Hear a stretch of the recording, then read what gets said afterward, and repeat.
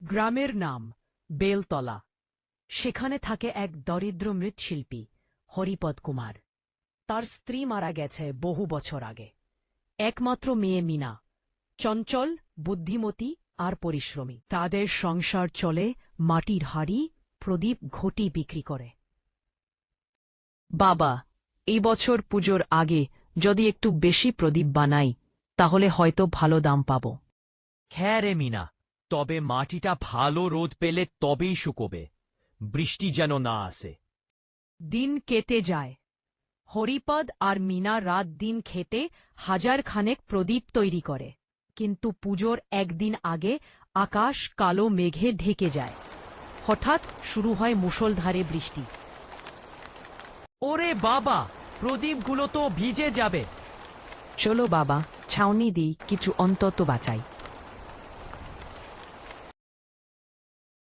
কিন্তু অর্ধেক প্রদীপ বৃষ্টিতে গলে গেল। হরিপদ মাটিতে বসে কাঁদতে লাগল। সব গেল রে, এ বছর কি করে চালাব সংসার? না বাবা, সব যায়নি। যেগুলো শুকনো আছে ওগুলো নিয়েই কাল সকালে বাজারে যাব। পরের দিন হরিপদ আর মিনা পায়ে হেঁটে হাটে গেলেন। কিন্তু বড় ব্যবসায়ীরা বলল, এই প্রদীপগুলোর মান ঠিক না, দাম দিতে পারব না। কাকা, একটু কম হলেও দিন না, এগুলো আমাদের শেষ আশা। না মেয়ে, কেউ কিনবে না। হরিপদ ভেঙে পড়ে।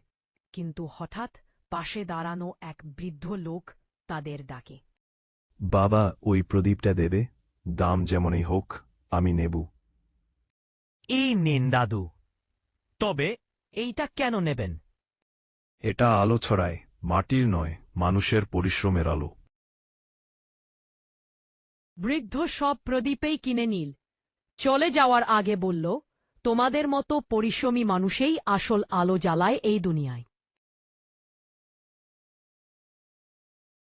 হরিপদ বুঝতে পারল, জীবনের আলো কখনো নিভে যায় না, শুধু নতুন করে জ্বালাতে হয়।